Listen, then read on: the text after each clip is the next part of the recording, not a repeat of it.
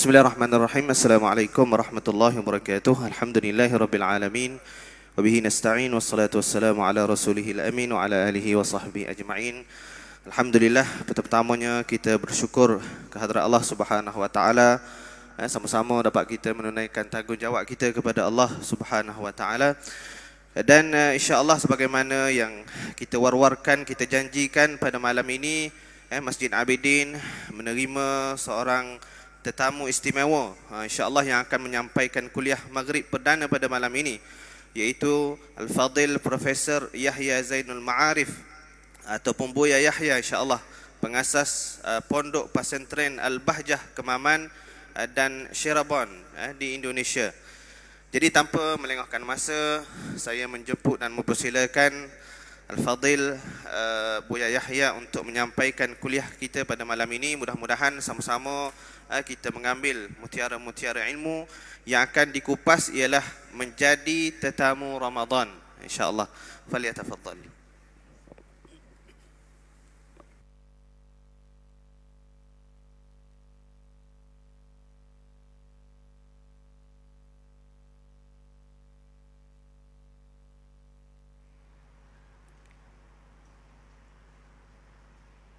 Bismillahirrahmanirrahim. Assalamualaikum warahmatullahi wabarakatuh. Alhamdulillah alladzi akrama hadhil ummata bi syahri ramadhana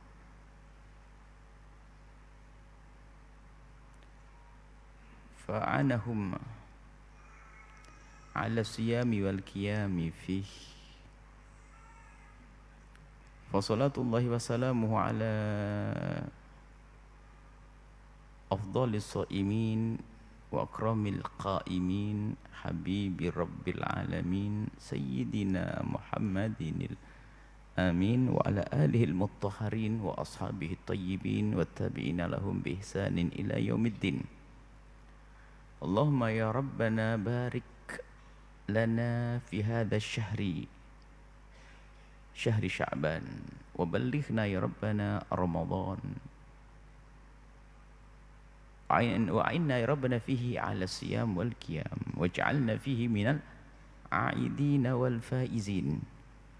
Allahumma ya rabbana wa ya ghafiradz dzunubi ighfiridz dzunub wa ya mufarrijal kurubi farrijil kurub wa ya satiral uyub bisturil uyub ya 'allamal ghuyub bi barakatil habibil mahbub urzuqna ya rabbana tabata qabla al-maut wasyahadata 'indal maut wal jannata ba'dal maut. Amma ba'd.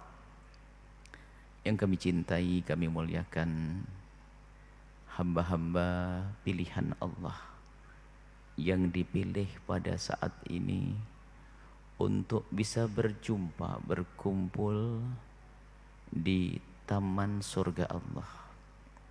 Husnudzan kepada Allah bahwa tidak akan dimasukkan oleh Allah ke taman surganya kecuali ahli surga. Ini husnudzan kita. Semoga memang kita adalah ahli surga Allah Subhanahu wa taala.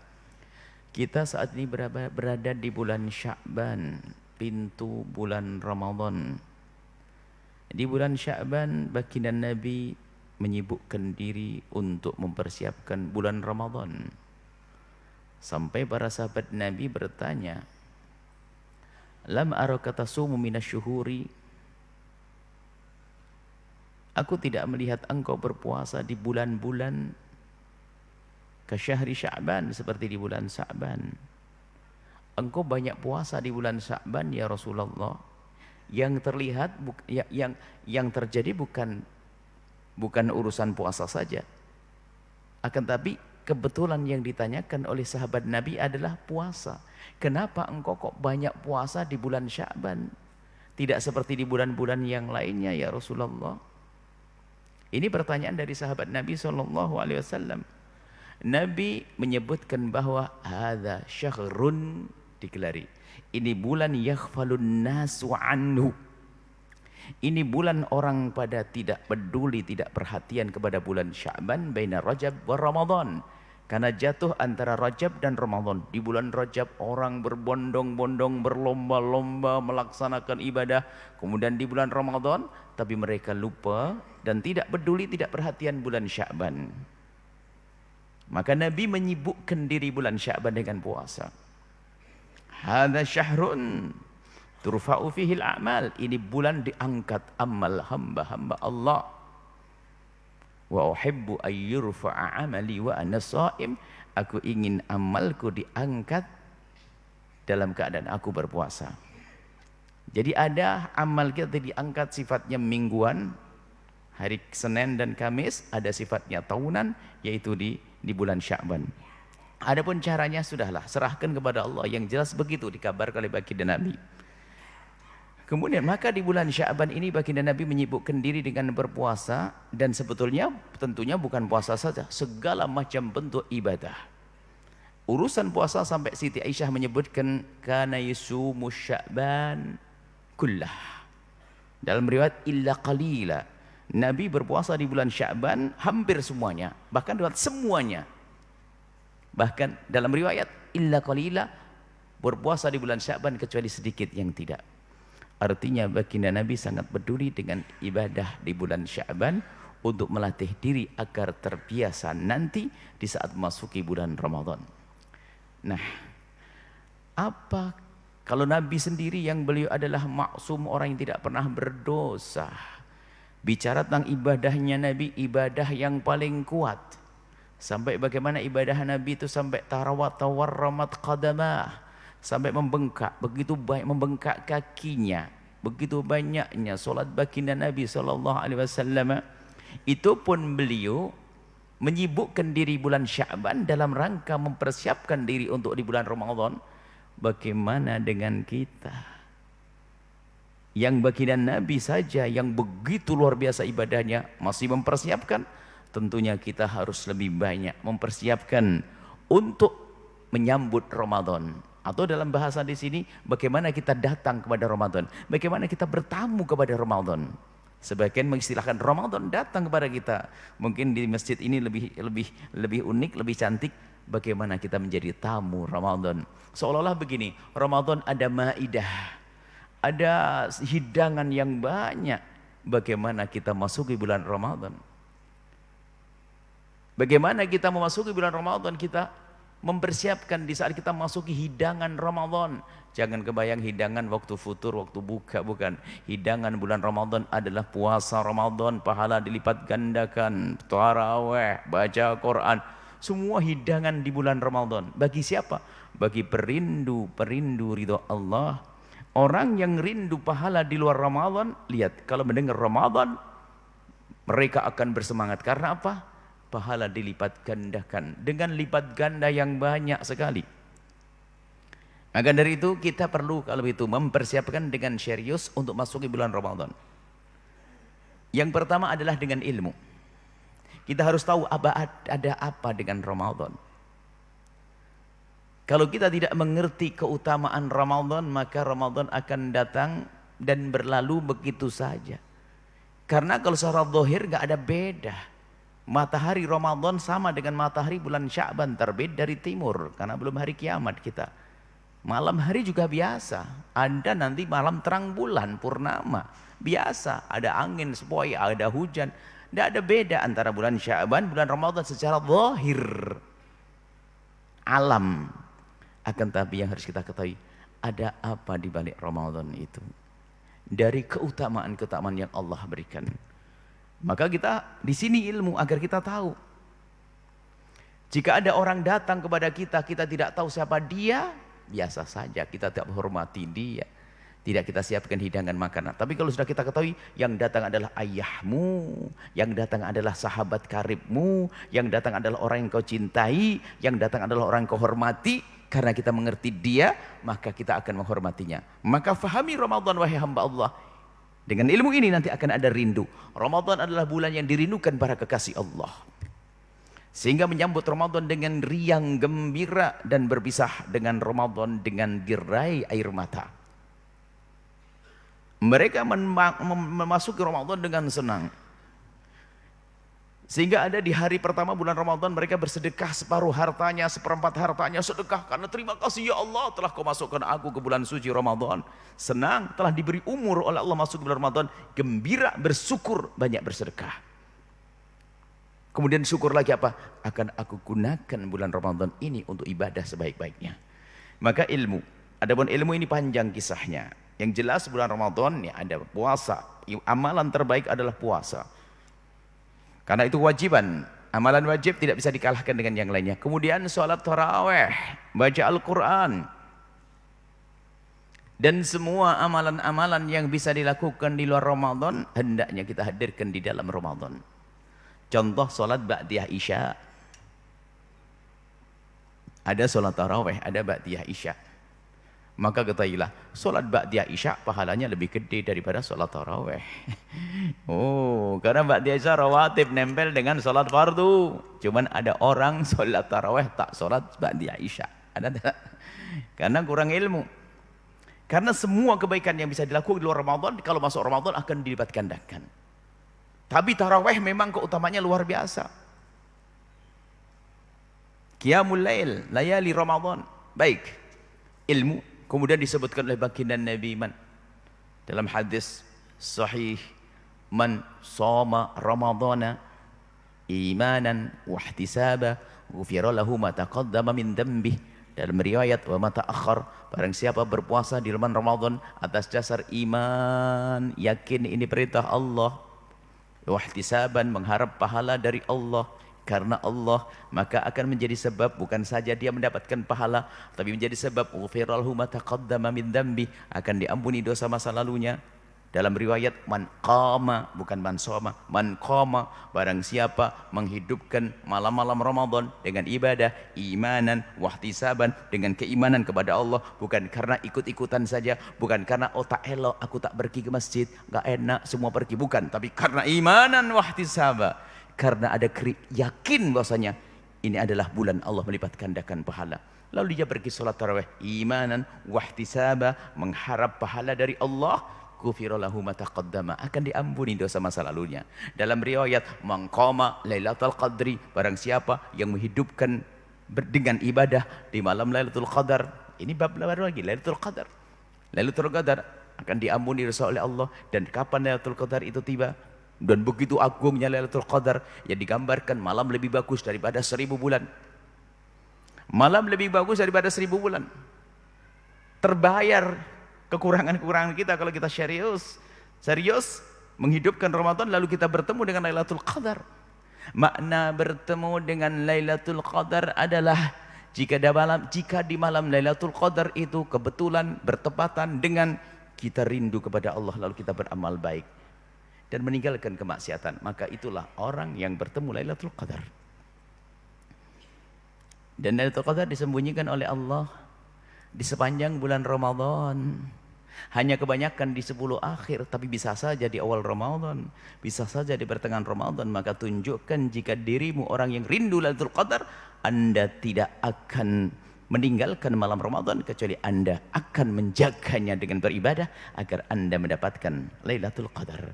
Bukan ditunggu tanggal 20 saja, Anda menanti tanggal 20, sudah keluar tanggal 15. Cuman Nabi menyebutkan arja yang lebih diharap memang tanggal 20. Baik, ini telah sekitar keutamaan membaca Al-Quran, keutamaannya luar biasa. Selesai, ini dengan ilmu. Cuman ternyata ada persiapan selain daripada ilmu yang tidak kalah pentingnya. Ilmu nanti saya tambah jika ada waktu adalah ilmu berpuasa. Ilmu berpuasa, bolehlah. Ilmu berpuasa misalnya dalam puasa Ramadan kita harus berniat. Niat puasa dimudahkan. Jangan dipersulit orang niat puasa. Seandainya kita niat puasa dengan bahasa Melayu pun, ya Allah aku niat puasa esok hari di bulan Ramadan ini karenamu. Sudah selesai. Yang penting aku niat, disebut bermaksud berniat puasa, disebut bulan Ramadannya bahasa itu fardu, dan disebut esok harinya berarti kita menginapkan niat. Aku niat puasa esok hari ya Allah di bulan Ramadan, selesai. Tanpa harus kita baca niat nawaitu shoma ghadin an adai fardhi syahr Ramadan hadis sana fardhu. Tidak harus itu, tapi kalau itu memang ada kesempurnaan dalam niat. Cuma kadang orang awam begitu baik hatinya Suatu ketika dia mendengar bahwa yang tidak niat puasa itu nggak sah puasanya. Tiba-tiba di pagi hari dia tidak puasa. Lalu ditanya, kenapa ibu tidak puasa? Jawabannya apa? Aku lupa niat. Loh memangnya kenapa? Karena aku tidak sholat taraweh. Terus, karena aku tidak hafal niat, maka aku tidak puasa. Ini kan salah. Padahal niat tidak harus pakai niat yang panjang. Nawaitu shoma ghadin. Cukup aku niat puasa. Bahkan di dalam hati. Bahkan mungkin takut lupa kita di tengah sholat, biarpun itu bertentangan dengan kekhusyuan. Allahu Akbar, batin saja di hati. Di hati, aku besok puasa Ramadan. Sudah sah kok. Yang penting harus hadir. Kita sadar kita ingin puasa di esok hari. Cuman dalam madhab Imam Syafi'i dikatakan bahasanya, ucapkan dengan lesanmu biar mantep hatimu. Nawaitu shoma ghadin an adai, dan seterusnya. Itu niat. Kemudian dalam madhab Imam Syafi'i, di dalam niat harus ada tabyid. Bukan Syafi'i, jumhur ulama. Jumhur ulama kecuali madhab Hanafi nanti tabyid, menginapkan niat. Harus niatnya di malam hari. Kapan waktu niat terbentang dari maghrib sampai waktu subuh tiba. Inilah. Jadi kita waktu habis buka kita sudah boleh niat untuk esok hari. Tidak harus nunggu taraweh. Kapan Anda ingat niat langsung Anda niat. Jadi mulai dari maghrib sampai terbentang waktu subuh. Kalau sudah subuh kelewat, tidak ada tabyid. Dan dalam mazhab Imam Syafi'i setiap malam Anda harus niat. Karena setiap hari adalah ibadah yang utuh. Jadi setiap malam niat. Cuman biasanya para ulama khawatir kalau ada yang lupa dan sebagainya, barangkali pernah mendengar dihadirkan mazhabnya Imam Malik. Niatnya sekali tapi untuk 1 bulan. Jadi di bulan Ramadan di awal itu niatnya begini, ya Allah aku mau niat puasa Ramadan sebulan penuh di bulan Ramadan. Sudah selesai. Maksudnya apa? Jika nanti tiba-tiba lupa kita tak niat di malam hari, kita punya stok niat yang banyak 1 bulan menurut madhab Imam Malik. Boleh tak apalah. Cuma jika Anda masih ingat, jangan sombong. Aku kan sudah ikut Imam Malik. Ya enggak. Selagi Anda ingat, Anda niat sesuai dengan madhab Imam Asy-Syafi'i. Ini masalah niat. Dimudahkan. Dan ingat, waktunya harus betul. Maghrib itu adalah terbenam matahari. Bukan ikut tulisan ini, tidak. Hakikatnya adalah terbenam matahari. Cuman karena orang tidak bisa melihat terbenam matahari, maka kita bersandarkan dengan yang ditulis oleh departemen. Kalau di Indonesia ada departemen agama. Kalau di sini adalah mungkin kantor-kantor apa, itu sah. Ikuti itu, don. Jadi ikut jam ini, menit ini sudah buka, oke, tak apa. Subuh juga demikian. Ini adalah masalah ilmunya. Kemudian ada ilmu lain lagi, ini ilmu zahir. Ini ilmu zahir ini, ilmu syariat, ilmu fikih zahir. Sebetulnya nanti ujungnya adalah ilmu batin yang penting dari itu. Ini ilmu zahirnya. Baik, ilmu zahir lagi di samping masalah niat, kita harus tahu apa itu puasa. Kan begitu.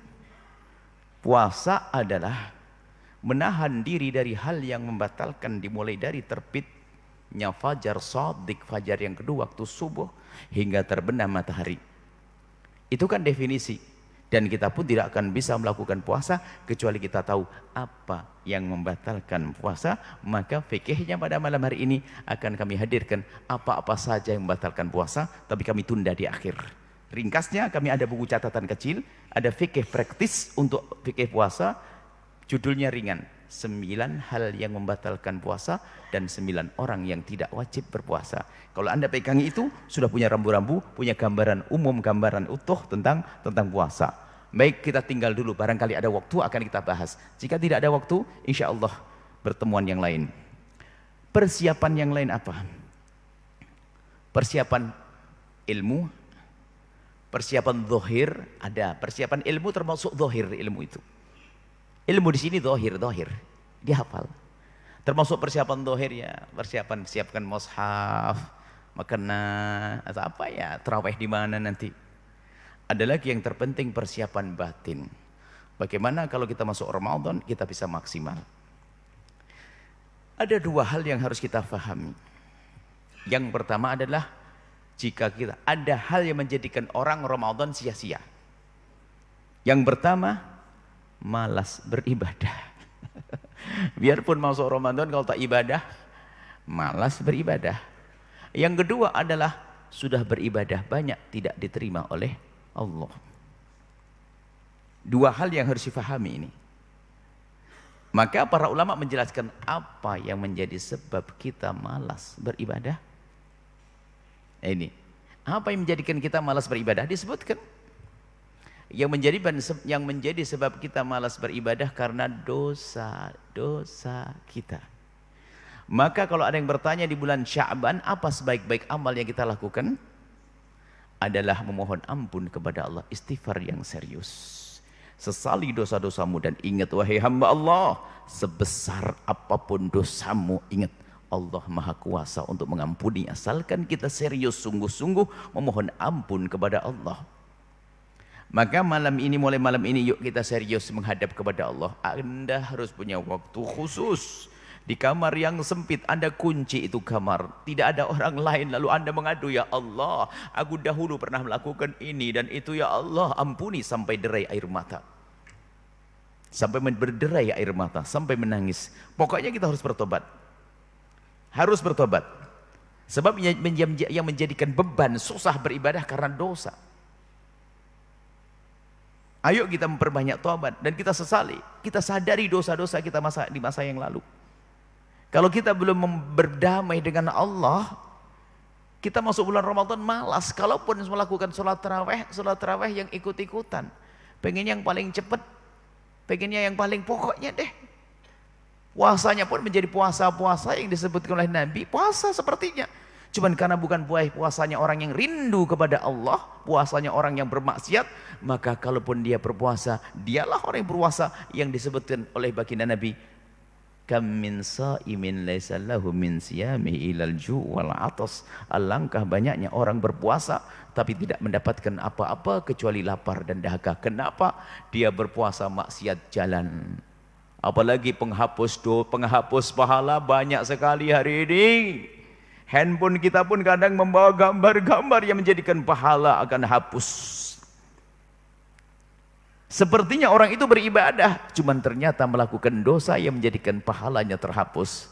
Maka dari itu ini persiapan sejati, persiapan sesungguhnya. Sebelum masuk bulan Ramadan, ayo kita serius berdamai dengan Allah. Kita mohon ampun kepada Allah. Yang serius mohon ampunnya. Bukan main-main. Baginda Nabi itu nggak punya dosa, nggak punya salah, tapi di setiap majelis begini tidak kurang dari 70 kali memohon ampun kepada Allah. Beristighfar. Bagaimana Nabi sebanyak itu beristighfar? Bagaimana dengan kita yang setiap saat kita dosa, sesaat dengan mata kita, sesaat dengan telinga kita? Oh, ingat dosa menjadikan kita itu susah beribadah. Digambarkan oleh baginda Nabi. Bagaimana kok begitu kisahnya? Nabi menyebutkan, hati kecil kita ini mengerti kebenaran, rindu kebaikan. Makanya biarpun orang jahat itu kalau melihat orang beribadah ya senang. Orang jahat itu tak senang dengan orang jahat. Pencuri itu tak senang. Pencuri itu kalau punya anak perempuan yang cantik tak mau dinikahkan anaknya dengan pencuri juga. Orang sombong tak suka dengan orang sombong, ya kan? Orang pendengki juga tak senang sama orang pendengki karena hati itu bisa ngerti. Hati kecil. Cuman kadang hati ini tertutup dengan fitnah, dengan noda dosa, sehingga biarpun kita tahu itu dosa, kita masih melakukannya. Atau tahu kebenaran kebaikan, kita susah melakukannya. Nabi menggambarkan tu'radul fitnatu 'alal qulubi kal hasir ya'udan 'uda. Gambarannya itu hati itu akan tertutup kena fitnah. Tu'radul fitnah, fitnah itu akan nempel di hati. Hati itu yang semula bersih dengan maksiat itu nempelnya seperti hasir. Anda hasir sekarang sudah hampir tidak ada. Hasir itu adalah tikar. Tikar itu bisa kita pakai duduk, bukan langsung begitu, tapi tikar itu semula dari selembar yang dipintal satu demi satu sehingga menjadi lebar, lalu bisa kita pakai duduk. Dosa juga demikian, mengotori hati tidak serta-merta. Akan tapi dengan dosa yang dilakukan oleh seorang hamba lalu dia tidak segera tobat, akan meninggalkan noda hitam, seperti titik setitik noda hitam di dalam hati kita. Kemudian ada lagi dosa setitik noda hitam, ada lagi dosa setitik noda hitam, terus hingga hatinya gelap sehingga tidak bisa melihat kebenaran sebagai kebenaran. Sehingga biarpun katanya dia punya ilmu, dia menjual agamanya. Karena hatinya kotor biasa dengan kemaksiatan. Apakah makanannya yang haram, ataupun dia sudah mengumbar matanya melihat yang haram dan sebagainya. Yang jelas dosa-dosa memperberat langkah kita menuju ibadah. Maka bagaimana cara kita, kata Imam Haddad, sebelum menuju kepada Allah, ringankan perjalananmu dengan masuk wilayah namanya wilayah tobat. Bersihkan dirimu, wilayah tobat. Maka dari itu, ayo kita semuanya punya waktu yang khusus menghadap kepada Allah. Ingat dosa-dosa. Dan ingat dosa kepada Allah yang kami maksud di sini. Dosa kepada manusia nanti babnya. Dosa kepada Allah. Dan ingat dosa kepada Allah hendaknya hanya diadukan kepada Allah. Jangan diadukan, jangan diceritakan kepada manusia. Manusia tidak bisa memberi maaf. Dosa kepada Allah manusia hanya bisa merendahkan. Yang pernah terpeleset dalam zina cukup yang tahu hanya Allah. Menghadaplah kepada Allah dan memohonlah ampun kepada Allah. Dan mintalah kepada Allah agar Allah menutup aibmu, wahai hamba Allah. Jangan disebarkan ke siapapun. Allah Maha Kasih. Yang pernah meninggalkan sholat, yang pernah minuman keras, minum khamr dan seterusnya, itu masa lalu. Biarkan yang lalu biar berlalu. Kita punya masa depan, kita harus membuka lembaran baru. Ingat, adukan kepada Allah, jangan disembunyikan karena Allah sudah tahu dosa kita. Sebutkan semua kesalahan kita di hadapan Allah. Dan takutlah kepada Allah. Jika dosa itu belum diampuni, maka dosa itu akan menjadikan kita ketakutan di alam barzah. Kemudian dibangkitkan di padang mahsyar kita dengan beban yang di situ menjadi ribuan tahun melangkah menyeberang Shiratal Mustaqim, tak akan mampu karena tidak terlihat jembatan, sehingga kecebur ke neraka jahanam karena dosa-dosa. Apakah kita tidak takut? Akan tapi lihat hamba Allah, Tuhanmu Allah Maha Kasih, Maha Pengampun. Sebesar apapun dosa kita sebagai seorang hamba, kalau kita serius menghadap kepada Allah, maka Allah akan ampuni. At-taibu minadz-dzambi kaman la dzambalah. Orang bertobat dari dosa seperti orang yang tidak pernah berdosa. Dan yang namanya puasa kan ujungnya adalah agar menjadi orang bertakwa. Buah dari puasa kan takwa. Dan orang takwa sendiri ada cirinya, disebutkan dalam Al-Quran, wasari'u ila maghfiratin min rabbikum wa jannatin 'arduhas samawati wal ardu 'iddat lil muttaqin. Bersegeralah menuju surga yang disiapkan untuk orang bertakwa. Ternyata orang bertakwa yang disebutkan di sini bukan saja alladzina yunfikuna fis sarra'i wad dharra, bukan sekedar orang yang banyak berderma, bersedekah, berbuat baik, bukan. Akan tapi ayat berikutnya adalah walladzina idza fa'alu fahishatan aw dzalamu anfusahum. Ternyata yang disebut orang bertakwa bisa saja orang yang berdosa seperti kita. Cuman segera ingat kepada Allah, memohon ampun kepada Allah. Karena kita tahu bahasanya mengampuni hanya Allah, memohon ampun dengan serius. Maka jangan tunda esok hari. Jangan-jangan esok hari bukan untuk kita. Semoga panjang umur semuanya. Ingat, ayo segera mohon ampun hamba Allah. Adabkan kepada Allah. Dan memohon ampun syarat utamanya adalah harus ada penyesalan. Yang tidak pernah menyesal tidak akan bertobat dengan sesungguhnya. Karena Allah tahu hati kita. Menyesal dengan hati, bukan dengan lesan. Oh, aku menyesal. Tidak. Tapi hati, menyesal itu hati yang kerasa. Seperti Anda kalau punya berapa ringgit uang, Anda mau belanja, punya uang, membawa ringgit dan uang itu saja, tak punya yang lainnya. Mau belanja, tak tahunya hilang, jatuh, Anda menyesal. Nyesal itu begitu. Apakah kita pernah di saat melakukan dosa merasa nyesel seperti itu? Kita perlu koreksi diri kita sendiri. Kita perlu serius dong. Sebab menyesal itu penting. Dan orang tidak akan bisa menyesali dosa kecuali dia menyadari dosa. Dan orang tidak akan bisa menyadari dosanya kecuali dia sering merenungi dirinya. Membaca kehidupannya di masa lalu untuk dihadapkan kepada Allah. Ya Allah, aku dulu pernah melakukan dosa di sana, di sana, di sana. Aku takut menghadapmu dengan dosa itu. Aku takut di alam barzahmu. Aku takut di padang mahsyarmu. Aku takut di nerakamu. Sehingga dia menengadahkan tangan lalu berkata, ya Allah, ampuni aku dengan serius. Itulah tobat yang sesungguhnya. Bukan tobat hanya di lesan. Tobat di bibir. Kata Rabi'ah Adawiyah, itu tobatnya orang kurang ajar. Namanya apa? Istighfar, yang perlu diistighfari. Istighfar yang tidak didasari dengan kesadaran melakukan dosa. Dan ingat, dosa yang paling dosa adalah orang yang berdosa tapi tidak pernah merasa berdosa. Kurang ajar ya. Anda pun juga nggak seneng ada orang salah dengan kita tapi nggak tahu diri, minta maaf enggak, minta duit. Itu sesama manusia saja tak elok. Bagaimana dengan Allah yang sang pencipta? Makanya sebelum minta kepada Allah, sebelum kita mendekat pada Allah, kita minta ampun dong. Dan Allah tidak seperti Allah, bukan seperti manusia ada dendam dan sebagainya. Allah tidak, Allah Maha Pengampun. Kalau serius, biarpun dosanya segede apapun. Kenapa kita tidak bergegas menuju pengampunan Allah? Hei hamba Allah, apa yang kita tunggu? Apa yang kita nanti-nanti? Kita menanti rasa takut di alam barzah. Kita menanti seksa nanti di akhirat. Ketahuilah, siapapun dari hamba, dosa yang pernah dilakukan seorang hamba ada 3 macam. Diampuni oleh Allah di dunia sehingga di akhirat tidak diseksa. Atau diseksa Allah di dunia dengan musibah, kemudian di akhirat juga tidak diseksa. Atau di dunia sebelum diampuni juga tidak dihukum oleh Allah, maka akan ditemui hukumannya nanti di akhirat. Naudzubillah, pedih sekali di sana. Uji diri Anda. Berapa kali Anda sehari dan memohon ampun kepada Allah?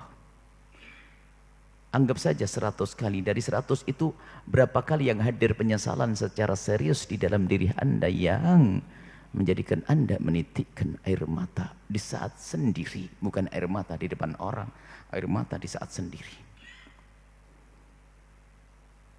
Dikisah diriwayatkan dari Sayyidina Umar atau yang lainnya. Maka dalam memohon ampun kepada Allah, berusahalah kalian untuk bisa menangis. Menangisi dosa. Menangis atas dasar penyesalan, bukan nangis buatan. Maka dikatakan menangislah engkau karena engkau punya dosa.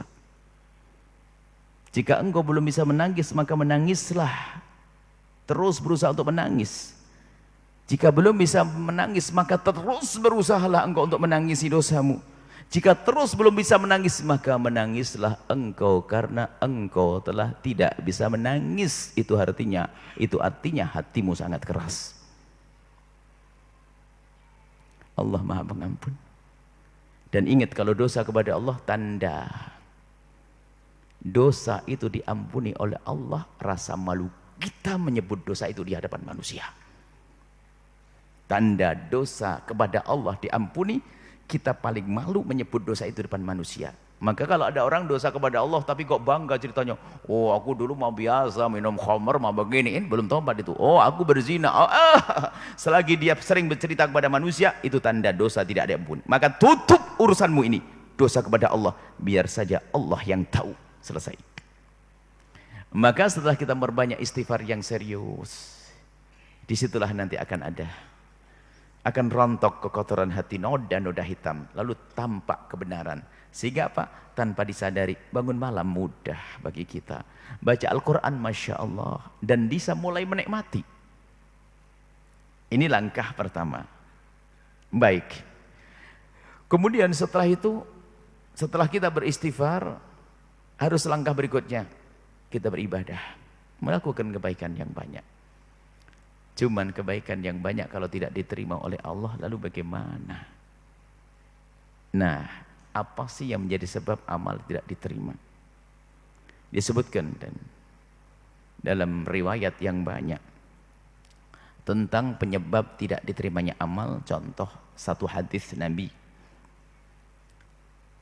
Imam Muslim meriwayatkan satu hadis sahih. Tuftahu abwabul jannati kulla yaumil itsnain wal khamis. Pintu surga dibuka setiap hari Senin dan hari Kamis. Masalah dibuka pintu surga Anda jangan banyak tanya. Pokoknya sudahlah, Nabi menyebut begitu. Artinya menuju surga gampang banget. Yaumil itsnain wal khamis, setiap hari Senin dan hari Kamis.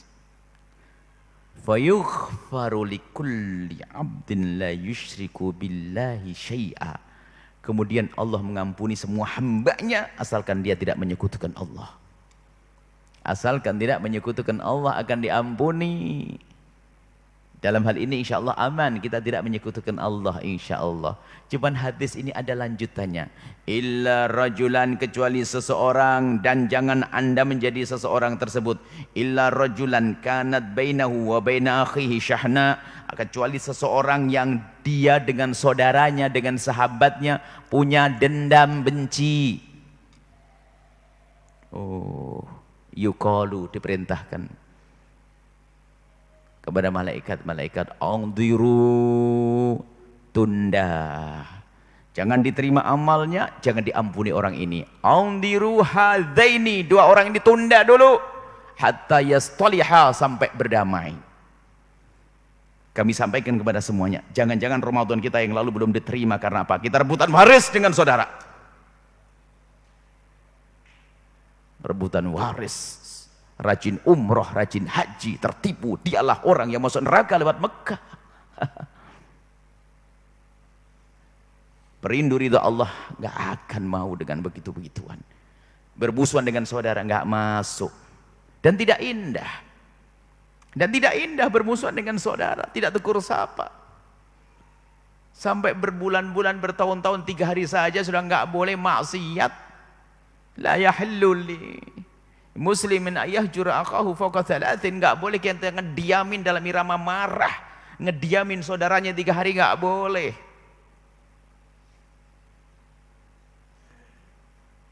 Nah, ini yang perlu kita hadirkan di sini. Persiapan kita adalah berdamai. Setelah berdamai kepada Allah, yang kedua berdamai dengan manusia. Dan hidup kita setelah itu damai, indah. Itulah para kekasih Allah yang di dunia memerangi dendam. Hilang dendam, hilang benci. Coba seperti ini, kita bertemu tidak ada benci, kita senang. Coba kalau anda benci dengan kami, anda tidak akan mau datang ke sini. Karena ada cinta, kita rindu. Makanya dalam belajar begini pun harus ada kuncinya dong, harus ada. Bahwasanya di antara kita tidak ada benci, tidak ada dendam, tidak ada dengki, tidak ada prasangka buruk. Maka kalau sudah kaidah belajar begitu, indah. Ilmu itu masuknya gampang. Dengan cinta. Nggak ada benci di antara kita. Dengan saudara, na'udzubillah, kadang tidak tegur sapa dengan saudara, musuhan, dendam. Maka malam ini kita mulai berdamai. Ayo berdamai dengan siapapun, jangan turuti hawa nafsu. Berdamai dengan saudara, jangan dendam. Tapi urusan apa? Urusan pribadi. Bukan urusan Allah, urusan Allah harus marah kita. Urusan pribadi kita dicaci, kita diolok, kita difitnah, kita digunjing, hak kita diambil, kita lapang. Menuntut di mahkamah boleh kalau harta kita diambil, tapi tanpa dendam, tanpa benci. Hati-hati. Kebencian ini saat ini betul-betul Masya Allah. Baik di negeri ini atau di negeri Indonesia sana, kita menemukan permusuhan sering dibuat karena adanya media sosial, sering disebar fitnah, berita bohong, sehingga seorang awam membenci ulama dan seterusnya, ulama diadu dan seterusnya, sehingga benci. Tapi kalau anda punya ilmu kebal seperti yang untuk malam ini, anda tidak akan mudah membenci kepada siapapun, anda tidak akan mudah dendam kepada siapapun. Dan kita harus pangkas itu benci dan dendam di malam hari ini sebelum kita memasuki bulan Ramadan. Dari mana kita memulai itu semuanya? Tapi sebelumnya kan anda harus tahu siapa yang hendak sehari ini orang yang paling bikin kesel kepada anda. Siapa orang yang bikin marah anda? Harus cari dulu sekarang sebelum kita lanjutkan. Kebayang enggak di mata anda? Si itu dia. Mungkin anda seorang ustadz, mungkin pernah diganggu sama ustadz lain. Seorang pedagang rupanya diganggu sama pedagang lain. Seorang pejabat di kerajaan cuma disikut, ditendang sama pejabat yang lain. Atau itu mantan istri, mantan suami, cerai, berantem, musuhan. Ayo cari semuanya. Baru setelah kita tahu begitu, kita tata malam ini. Harus berani kita menata hati. Kita tata malam ini. Bagaimana cara menata? Baik. Setelah kita ketemu orang yang kita benci, yang kita marah dengan dia, pastikan anda mulai malam ini, mulai hari ini, akan memulai berdamai dengan memberikan kebaikan. Kebaikan yang pertama adalah anda pastikan bahwa anda bisa mendoakan dia dengan doa kebaikan. Bukan anda mendoakan doa kebaikan dengan kami, anda tidak ada masalah dengan kami, mah gampang. Bukan Anda mendoakan orang yang telah memberikan hadiah kepada Anda. Bukan. Itu kan membalas kebaikan, hal jazaul ihsan ilal ihsan. Membalas kebaikan dengan kebaikan. Akan tapi Anda memberi kebaikan kepada orang yang zalim kepada Anda. Ini pangkat tinggi. Pangkat tinggi. Kalau bicara tentang orang takwa dalam ayat tadi, wasaru ila maghfiratin min rabbikum wa jannatin 'arduha as-samawati wal ardu uiddat lil muttaqin. Coba. Di situ juga masalah ini. Alladzina yunfikuna fis sarra'i wal dharra'i. Berikutnya apa? Wal kadhiminal ghaidha. Orang bertakwa adalah orang yang menahan amarah di saat diganggu. Tidak cukup menahan amarah, sebab amarah kalau hanya ditahan nanti meledak. Tetapi harus lanjutkan wal kadhiminal ghaidha. Setelah menahan amarah tidak mudah reaksi. Oh, dia berbuat jahat kepadaku, dia menfitnahku. Ditahan. Setelah itu apa? Wal afina 'anin nasi, memaafkan. Oh, aku maafkan dia karena dia umat kekasihmu Nabi Muhammad. Dia saudaraku, anak ayahku, anak ibuku. Kenapa harus aku dendam? Wal afina 'anin nas, memaafkan kepada orang yang berbuat jahat tersebut. Ternyata tidak cukup sampai di sini. Lanjutannya apa? Wallahu yuhibbul muhsinin. Malah berbuat baik. Ini kan ahli surga. Dijailin, dijahatin, malah berbuat baik. Silahkan adzan. Dan memang betul fikihnya adalah seperti tadi disampaikan pada pengurus masjid. Adzan harus tepat waktu. Itu fikihnya. Karena apa? Adzan ditunggu oleh orang di luar sana pengen sholat mau pergi. Silahkan. Setelah adzan kita lanjutkan masalah sholat, bisa kita tunda. Ini adzan itu penting. Ada sebagian adzan telat. Orang nunggu-nunggu adzan. Sampai dalam fikihnya, kalau tukang adzan itu mendapatkan gaji, maka kalau adzannya telat waktu haram gajinya. Karena tugas dia yang paling inti memperhatikan waktu, tepat waktu. Kecuali tukang adzan juga rela, adzan kapan saja, cuman bukan yang terbaik. Jadi kami sampaikan masjid-masjid biarpun pengajian begini stop, potong untuk adzan. Mana adzannya belum bunyi? Sudah nyala? Allahu Akbar, Allahu Akbar. Allahu Akbar, Allahu Akbar. Allahu Akbar, Allahu Akbar. Allahu Akbar, Allahu Akbar. Asyhadu an la ilaha illallah.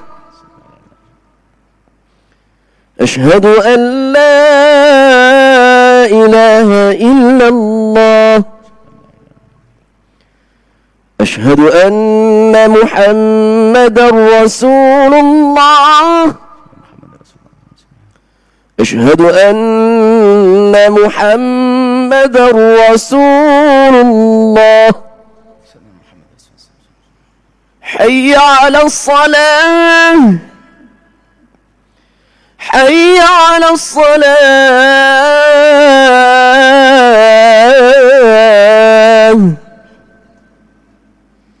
حي على الفلاح.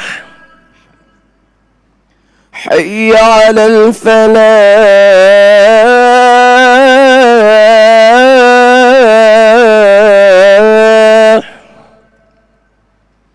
الله أكبر، الله أكبر. لا إله إلا الله.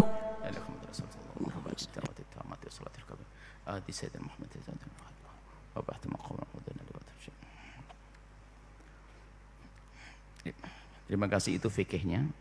Dan memang alhamdulillah kelihatannya memang diliputi oleh orang-orang yang mengerti. Masya Allah, terima kasih. Adzannya pun pendek.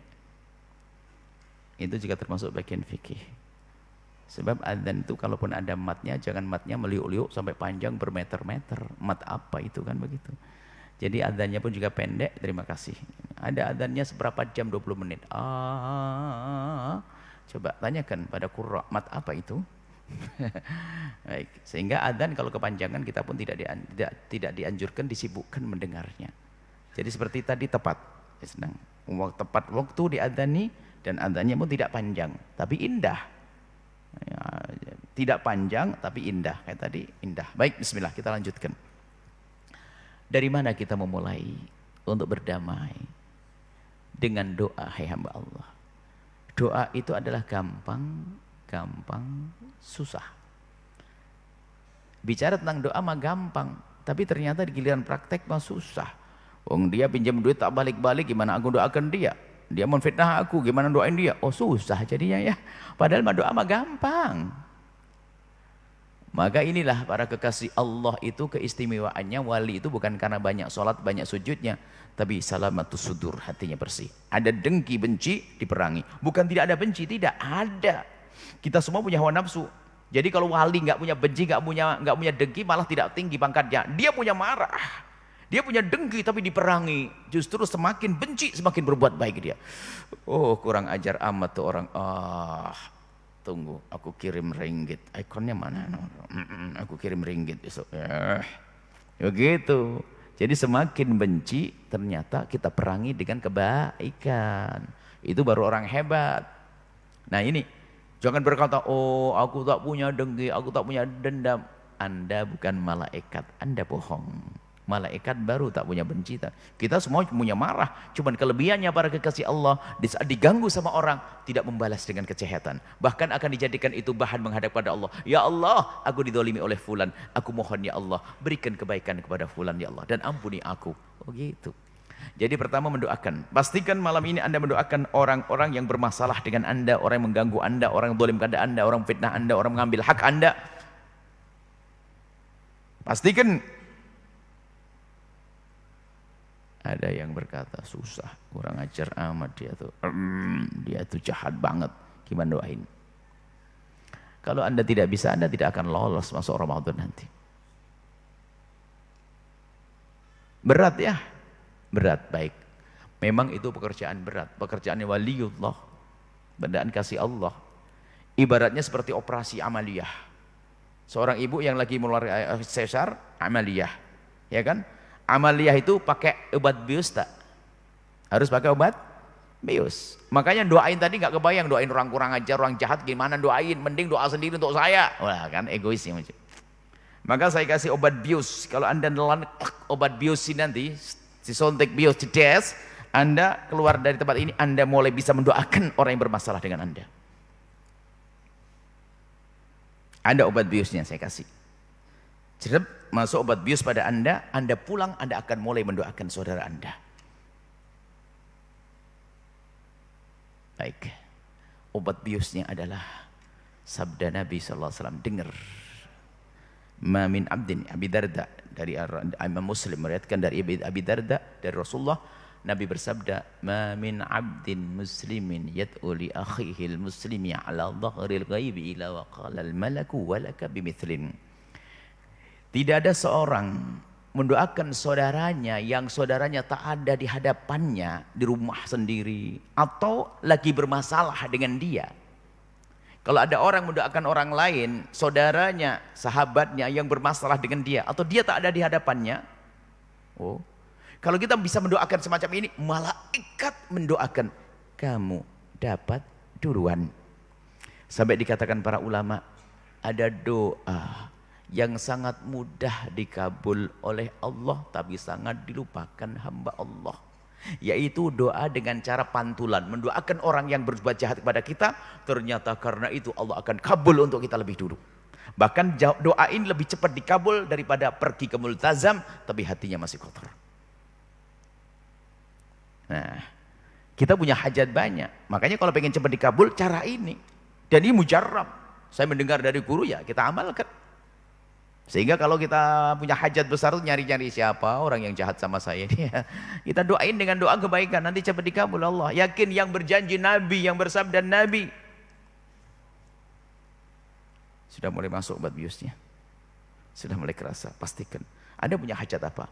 Sempit rezeki, belum nikah, apa? Doakan ya Allah, itu orang kurang ajar kepadaku ya Allah, lapangkan rezekinya Allah, dia jahat kepadaku ya Allah, berikan segala kebaikan. Malaikat menjawab, walaka bimithlin, kau dapat duluan. Dan ini adalah buahnya apa? Kalau kita bisa melakukan doa ini, dapat dua pahala, dua faedah. Yang pertama, doa akan dikabul untuk kita. Yang kedua, akan bersih hati. Bahkan sebagian kekasih Allah itu kalau punya hajat besar itu nyari siapa yang berbuat dolim kepadanya. Yang dia nggak jahat, nggak ada yang dolim.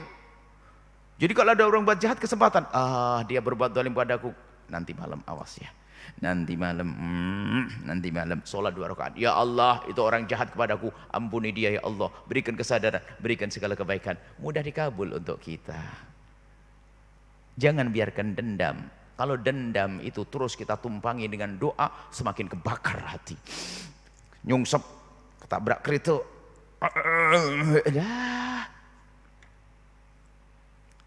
Baik, ini obat bius. Saya tambah dosis obat biusnya lebih kuat lagi, biar Anda keluar dari tempat ini, Anda tidak ragu mendoakan orang lain. Yakin.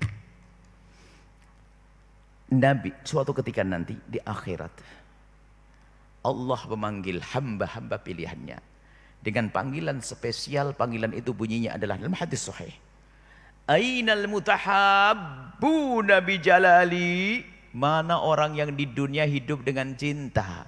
Kalau ada benci dengki diperangi. Mana orang hidup di dunia dengan cinta? Al yawma udhilhum yawma la dhilla illa dhilli. Sekarang akan aku beri perlindungan di saat tidak ada lagi perlindungan jadi dariku.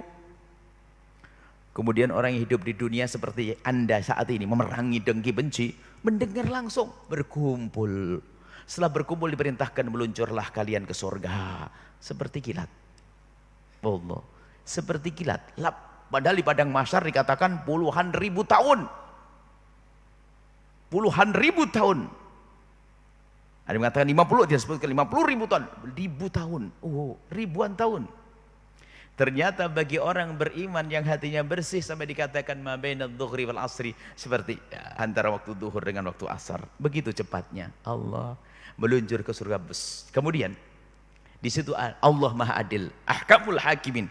Semua orang berbuat jahat di dunia, kalau dia terlepas dari mahkamah dunia, dia tidak akan terlepas dari mahkamah akhirat. Ingat, yang jahat di dunia, kalau dia terlepas dari mahkamah negara, dia tidak akan terlepas dari mahkamah akhirat. Allah Maha Adil. Semua yang punya masalah di dunia diizinkan untuk menuntut.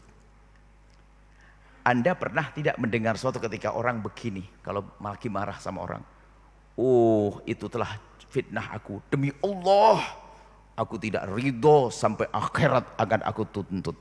Pernah dengar begitu? Waduh, kalau Anda dengar orang begitu, kalau kebetulan dia itu calon mertua, batalin, jangan jadi mertua untuk Anda. Calon menantu batalin, orang serem begitu. Orang kejam begitu, sampai di akhirat tuntut. Mau di akhirat? Anda tahu kisah di akhirat? Kan begitu. Nah, memang Allah Maha Adil, semuanya punya permasalahan akan diizinkan untuk menuntut di akhirat nanti. Ayam jago yang pernah mematuk dengan zalim dibangkitkan untuk menuntut. Kemudian saya diizinkan oleh Allah menuntut, misalnya fulan ambil dia telah mencacimu. Saya tuntut kau. Beres. Saya noleh begini, rombongan ahli surga sudah masuk surga. Kok saya ketinggalan? Tidak, saya tidak mau ketinggalan. Daripada saya ketinggalan nanti, mending sekarang saya maafkan. Siapapun yang berbuat salah kepadaku, mencaciku, mengolokku, memfitnahku, menggunjingku, saya maafkan, tidak akan saya tuntut di akhirat.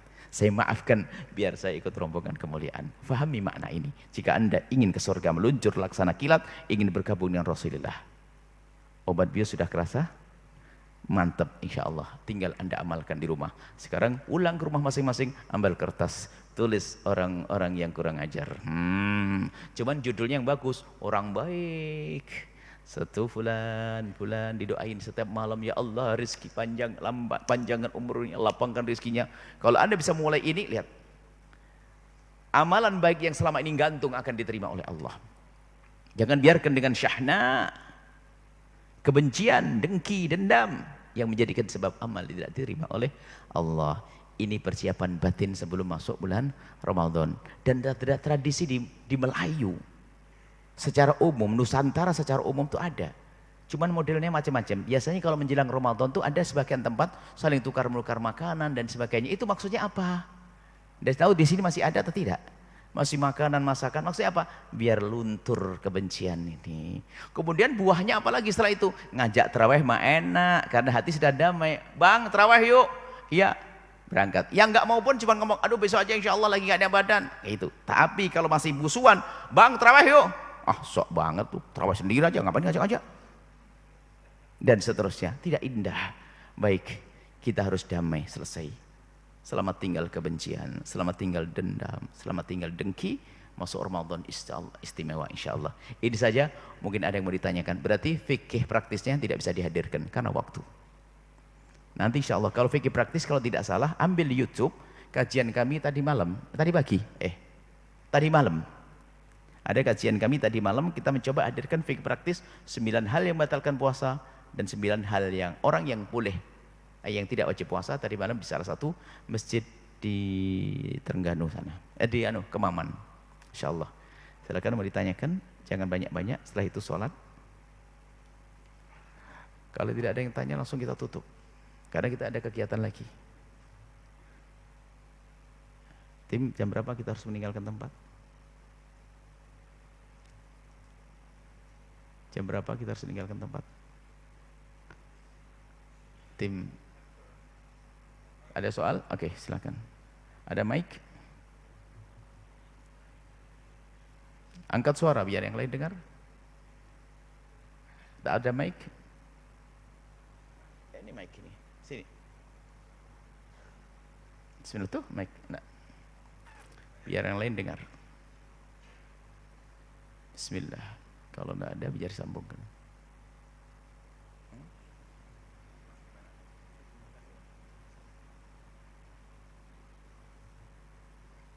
Kenapa belum?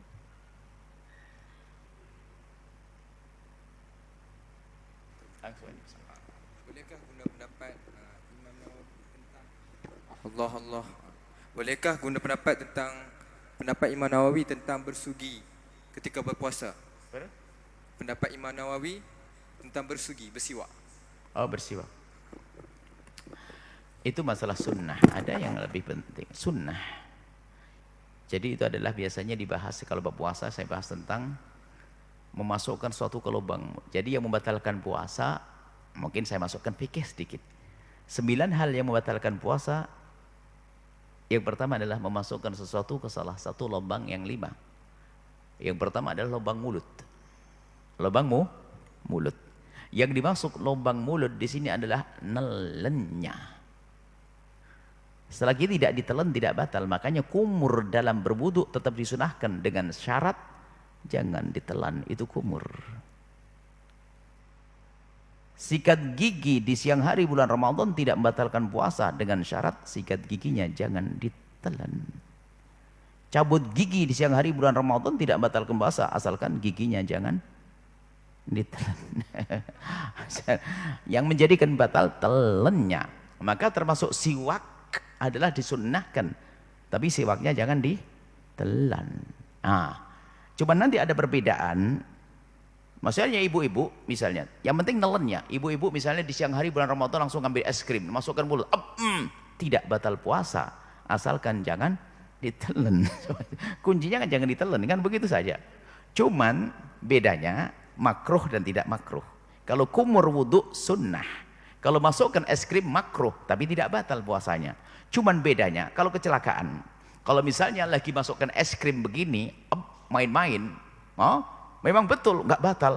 Cuman waktu masuk ke mulut digigit kucing kakinya, ketelen, batal puasanya. Tapi di saat lagi berkumur wudu, bersih-bersih, mau kumur, ada petir, ketelen, rezeki, nggak batal puasanya. Bedanya begitu ya. Kemudian siwak adalah disunnahkan, jumhur ulama muktamad adalah di dalam madhab kita Imam Syafi'i adalah asalkan belum tergelincir matahari. Kalau sudah tergelincir matahari adalah madhab lain seperti madhab Imam Ahmad tentangnya tetap disunnahkan. Termasuk Imam Nawawi, ikhtiarnya Imam Nawawi adalah bersiwak setelah tergelincir matahari adalah tetap disunnahkan. Pertanyaannya boleh-boleh saja. Cuma yang di hadapanmu tidak semua orang mengerti tentang ini. Kalau kita siwakan nanti dianggap kamu tidak mengerti dan sebagainya. Lebih baik adalah ikuti jumhur ulama. Kecuali kamu sendiri pengen sendiri, tidak ada orang lain. Kenapa? Kita itu harus menjaga orang awam yang nggak ngerti. Ayo siwakan makruh dan sebagainya. Tapi boleh-boleh saja Anda mengambil Imam Nawawi orang besar dan itu sesuai dengan madhab lain, madhab Imam Ahmad. Selain madhab Syafi'i, ibarat setelah tergelincir matahari bersiwakan masih disunnahkan selain daripada jumhur yang dikukuhkan madhab Imam Syafi'i. Pertanyaan boleh-boleh saja. Tapi fil madhab, pendapat yang dikukuhkan dalam madhab Syafi'i adalah makruh setelah tergelincir matahari.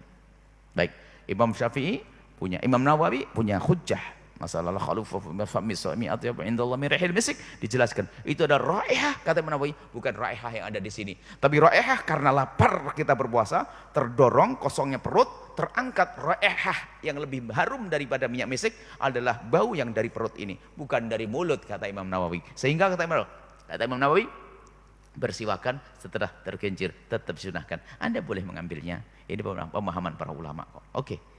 Baik. Tidak saya lanjutkan masalah batalkan puasa. Nah, cuman nanti ada menelan ludah supaya tidak kan. Supaya saya kadang nelen. Lah, setelah itu pulang ditanya suaminya, "Nelen ludah gimana, sayang?" Pusing dah paham nelen ludah. Nelen ludah supaya sambung karena satu paket ini. Menelan ludah tidak membatalkan puasa. Asalkan memenuhi 5 syarat, memenuhi 3 syarat. Menelan ludah tidak membatalkan puasa asalkan yang pertama, ludahnya sendiri. Ludah orang tak boleh, batal. Ludah orang nggak boleh. Ada ludah di sini lalu diambil ya. Nah, cuman ini kan saya tidak menggambarkan gambaran yang jorok, yang menjijikkan, tidak. Ada orang menelan ludah orang lain tapi tidak jorok, mohon maaf. Bermesraan suami istri. Ketukar ludahnya. Jorok atau tidak jorok? Indah, suami istri, ketukar ludahnya, batal puasanya. Makanya yang menjadikan tidak batal asalkan ludahnya sendiri. Satu. Yang kedua, ludah masih berada di dalam mulutnya. Biarpun kita mengumpulkan begini, mudah lo ditelan tidak batal. Tetapi jika ludah sudah berubah berpindah ke gelas, ada seorang ibu dari pagi ngumpulin ludah ditaruh di gelas, kemudian ditaruh di lemari es, seger sekali kok diminum setelah itu, maka batal puasanya karena ludah sudah keluar dari mulutnya. Kemudian yang ketiga, syarat yang ketiga adalah ludah belum bercampur dengan yang lainnya, masih asli murni. Tapi kalau sudah bercampur dengan es krim, gula, teh, kopi, jadi batal. Itu gambaran tentang ludah. Itu diantara cara saya ngajarkan fikih yang enak begitu. Cuman tidak ada waktu. Ada fikih praktis. Kita fikih praktis, enggak ibu ya, fikih praktis. Baik, jawabannya pertanyaan sedikit, saya kasih panjang, bonus. Kan Ramadan, banyak bonus pahala. Sudah, kalau tidak kita tutupkan doa. Ada lagi? Sebentar, ada 2 ini, saya lihat matanya bareng 2. Oke, 1, 2. Ada 2, setelah itu selesai. Maju, yang muda, yang pakai imamah. Assalamualaikum warahmatullahi wabarakatuh. Assalamualaikum warahmatullahi wabarakatuh. Berkenaan dengan doa tu untuk membersihkan hati itu kepada mereka yang menzalimi kita. Bagaimana kalau kita berdoakan untuk kemusnahan musuh Allah? Musnahkan musuh Allah. Musuh umat Islam seperti Zionis, Yahudi. Baik, beda musuh Allah dengan musuh dirimu sendiri. Kalau musuh Allah lain, musuhmu yang mengambil uangmu, gitu. Makanya kalau urusan Allah nggak boleh dong kita maafin. Ini urusan pribadi, aku diambil. Urusan Allah harus marah kita. Cuman kalau kita mendoakan semoga dapat hidayah tetap bagus. Seandainya kita tidak sampai. Pernah kita suatu ada seorang tokoh besar, dia memang bukan di luar Islam, dia jahat banget. Saya mendoakan ya Allah hancurkan dia. Cuman saya berpikir, dia orang hebat, orang besar. Kalau seandainya sama-sama doa saya dikabulkan, mending ya Allah kasih hidayah dia. Saya rubah doanya. Kalau dapat hidayah kan jadi pendukung Islam kayak Sayyidina Umar bin Khattab. Jadi cuman kalau mengutuk itu adalah, mendoakan doa begitu adalah memang musuh agama, musuh Allah. Cuman yang kita bahas semalam ini adalah musuh pribadimu yang mengambil duitmu, yang pinjam uang tak balik-balik. Katanya nanti kalau umroh mau dibayar, sampai pulang umroh 2 kali tak dibayar. Sudah itu dicari tak bisa, teleponnya mati. Itulah. Jadi seperti itu. Baik. Mana yang muda tadi? Ayo bismillah.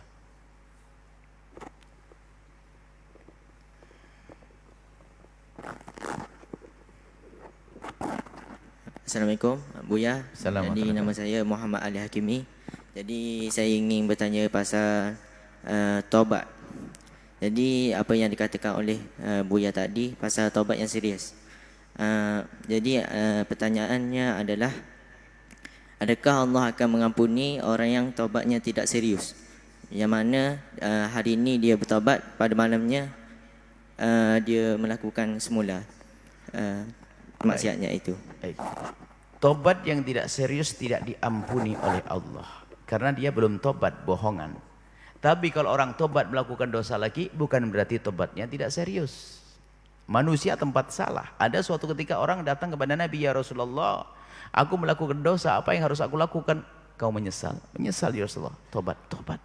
Cuma setelah tobat, saya besok melakukan lagi ya Rasulullah. Jawab Nabi, kau tobat lagi. Tapi setelah itu saya melakukan lagi ya Rasulullah. Iya, kau tobat lagi. Sampai kapan ya Rasulullah? Sampai kau bosan, maka setelah itu tidak diampuni oleh Allah. Jadi tobat yang pertama serius, kemudian kepleset lagi, namanya manusia. Yang nggak boleh setelah tobat bilang besok lagi. Oh, kurang ajar, Allah Maha tahu. Ini halus tobat itu. Contoh, naudzubillah, seorang perempuan atau laki-laki katanya tobat dari zina, tapi nomor teleponnya masih disimpan. Bohong dia. Nggak usah bohongi Allah. Mau nomor teleponnya, perempuan katanya apa? Aku menyesal, pernah dizinai seorang laki-laki dan sebagainya. Tapi nomor teleponnya masih disimpan. Hadiah sapu tangannya masih disimpan. Bohong dia katanya tobat. Kalau tobat akan dibakar semuanya itu kalau tobat. Allah Maha tahu kok. Jadi tobat itu kalau serius pasti diampuni. Allah sudah berjanji kalau serius memenuhi syarat akan diampuni oleh Allah. Ud'uni astajib lakum. Bukan pasti, makna pasti kami sesuai dengan janji Allah akan astajib. Cuman kalau doa, ya kalau tobatnya bohongan ya enggak dong tobat bohongan. Allah kan Maha tahu di hati kita. Maka ayo kita menyesali tobat dengan serius. Cuman kalau kepleset lagi, misalnya dia sudah tobat dari minuman keras, wah astagfirullah nyesel dan sebagainya. Di suatu keadaan tiba-tiba terlena lupa minuman lagi. Tapi ini adalah bukan karena direncanakan. Tiba-tiba pergaulan baru lagi, balik lagi, tobat lagi. Yang bohong adalah Astaghfirullahaladzim, kapan lagi? Astaghfirullahaladzim, besok lagi. Biarpun tidak diucapkan. Astaghfirullahaladzim, ingat. Astaghfirullahaladzim. Kan kurang aja. Istighfar yang perlu diistighfar itu. Ini saja insya Allah cukup. Ibu yang salehah di belakang, nggak ada yang tanya? Baik. Ibu-ibu. Baik. Bapak-bapak dikasih. Sudah terakhir ya? Sudah cukup ya? Cukup mungkin setelah ini satu kali. Ada ibu-ibu yang tanya? Oh, ada mikrofon. Ibu pertanyaan disimpan di hati, nanti jawabannya masuk ke hati. Ayo silahkan, terakhir. Ayo bismillah, satu, terakhir.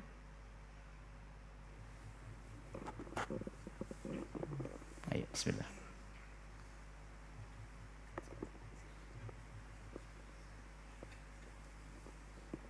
Assalamualaikum Ustaz.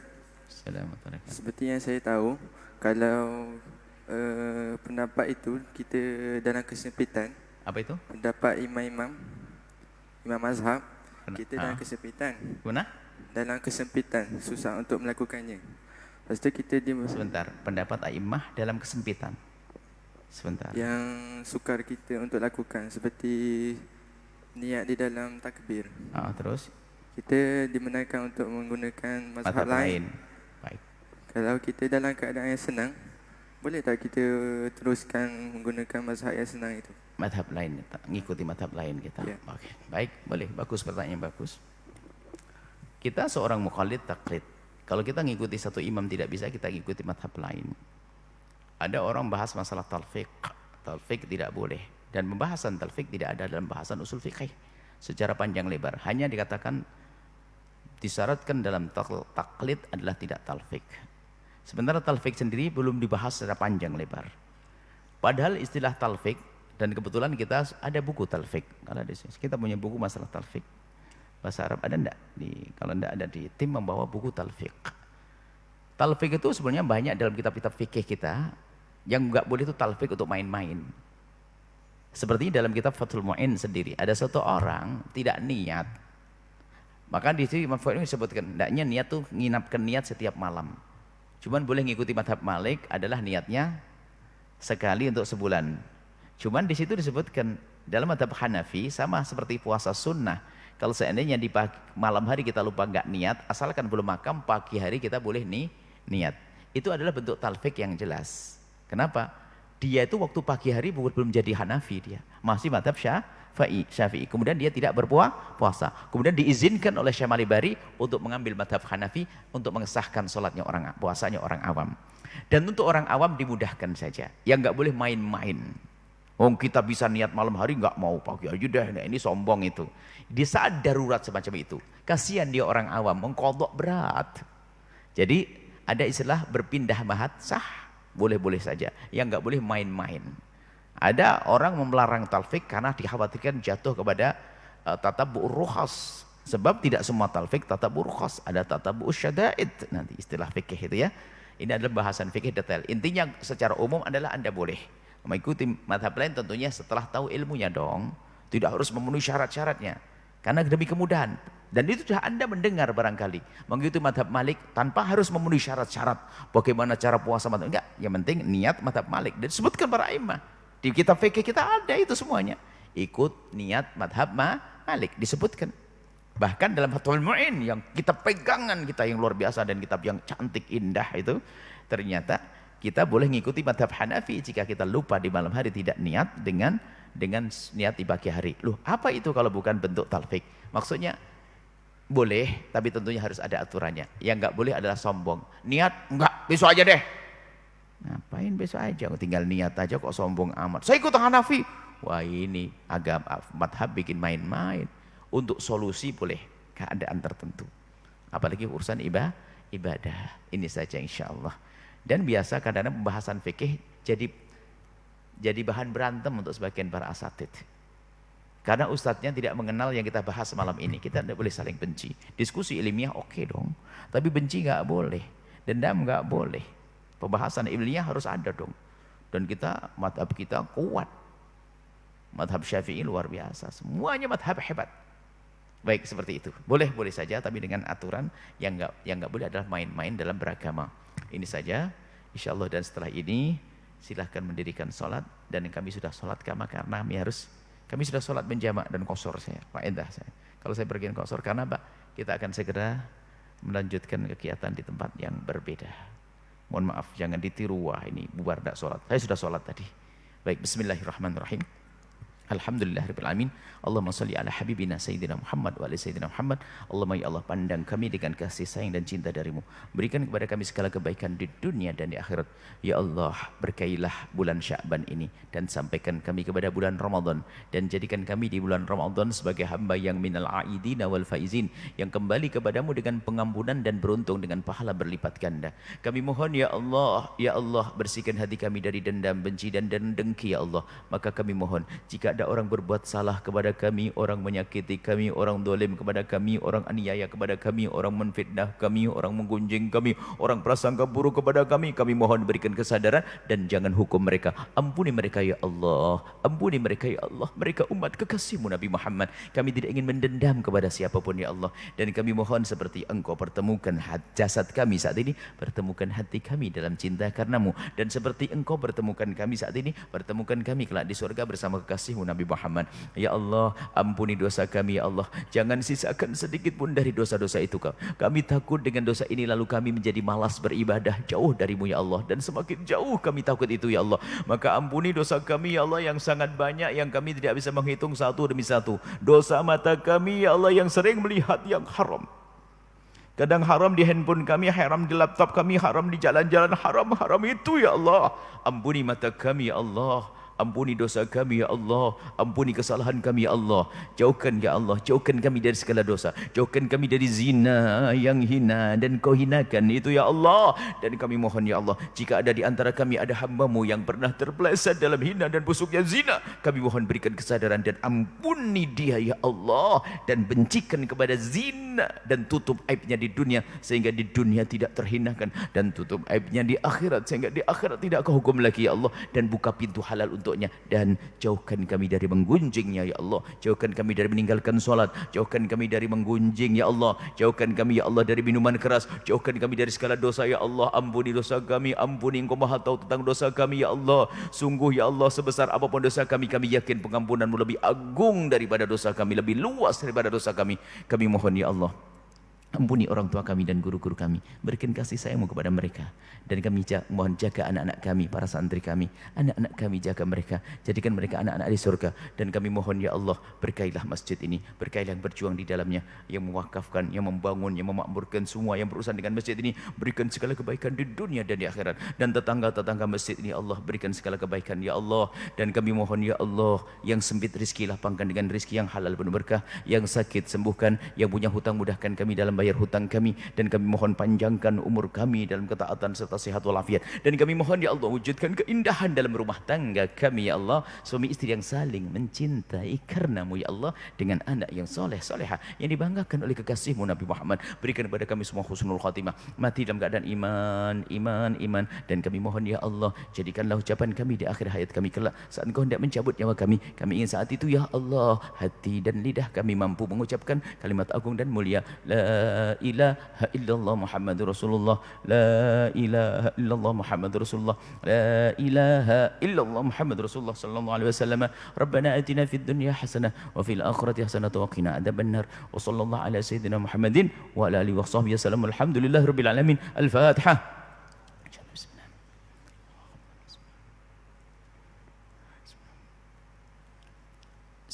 Sekedar informasi, Al-Bahjah itu ada pesantren, ada media, radio, ada televisi, ada pesantren, beberapa cawangannya di beberapa penjuru Indonesia. Di antara ada cawangan Al-Bahjah pesantren di Kemaman. Di Kemaman, insyaallah ada di sana cawangan di Kemaman. Mohon doakan, doakan semuanya. Terima kasih, sampai ketemu. Silakan langsung sholat 2 rakaat sholat sunnah, baru kemudian sholat isya berjamaah. Nuhibbukum fillah. Kami cintai semua karena Allah. Assalamualaikum warahmatullahi wabarakatuh. Waalaikumsalam warahmatullahi wabarakatuh. Masjid mengucapkan jutaan terima kasih kepada Buya Yahya di atas curahan ilmu kepada kita semua sebentar tadi. Mudah-mudahan sama-sama dapat kita ambil mutiara tersebut dan insya-Allah kita gunakan dalam kehidupan kita insya-Allah. Muslimin muslimat yang dirahmati Allah, insya-Allah sebelum kita sama-sama solat Isya, satu makluman, insya-Allah pada 15 Mac 2023, iaitu pada hari Rabu ni, sekali lagi Masjid Abidin kita ini akan dikunjungi oleh pendakwah yang tidak asing lagi, iaitu Tuan Guru Syekh Muhammad Nuruddin Marbu Al-Banjari Al-Makki. Pada hari Rabu ni kuliah